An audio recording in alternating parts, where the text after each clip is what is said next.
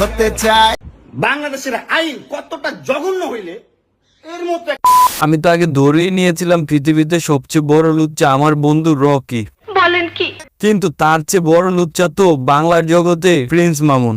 সঠিক বলেছেন বন্ধুরা, আজকে কাউকে দেওয়া হবে না গালে, মামুনের পাছায় দেবো তালি।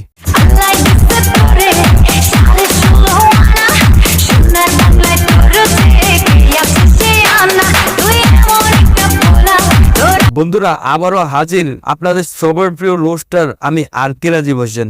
আর আজকে কথা বলবো এক বিশাল সামাজিক গবেষণা নিয়ে, মানে মামুনের বিয়ে। বলো বাবাজি। মামুনের বিয়ে, ব্রেকআপ আর নতুন প্রেমের খাতা খোলা নিয়ে। হ্যাঁ বন্ধুরা, লায়লা মামুনের কাহিনী এখন আর কাহিনী না, পুরো একটা ওয়েব সিরিজ। এটা যেন শেষই হতে চায় না। হ্যাঁ, শুরুটা মনে আছে?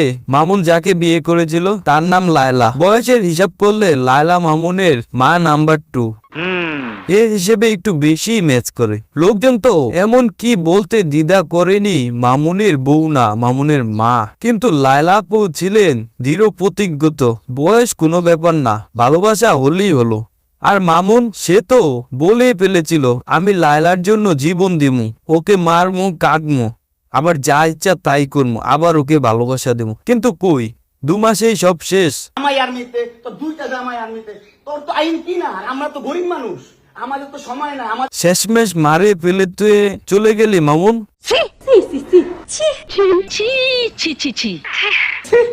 এখন মামুনের চোখ পড়েছে টিকটকার ঐশীর উপর। টিকটকের ক্যামেরার দিকে তাকিয়ে মামুন ভাবছে নতুন শিকার খুঁজি, পুরানকে ভুলে যায়। মামুন, তোর কাছে মা বড় না বউ বড়? তুই নতুন বউয়ের ভালোবাসা পেয়ে মাকে ভুলে গেলি, মোটেও তোর কাজটা ঠিক হয়নি।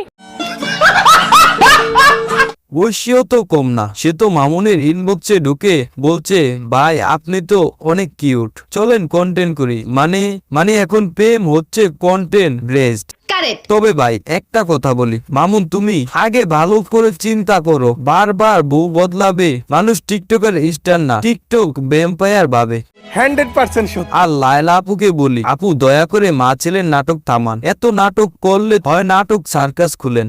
নিঃসন্দেহে তুই ঠিক কথা বলেছিস। বন্ধুরা, যদি তোমরা এই নাটকের মজা পেয়ে থাকো তাহলে একটা লাইক মারো, কমেন্ট লেখো মামুন ভাই লেডি চয়েস কেন। আর এমন রোস্ট পেতে চাইলে সাবস্ক্রাইব করতে বলবে না আরকে রাজীব হোসেনে। আজকে বিদায়।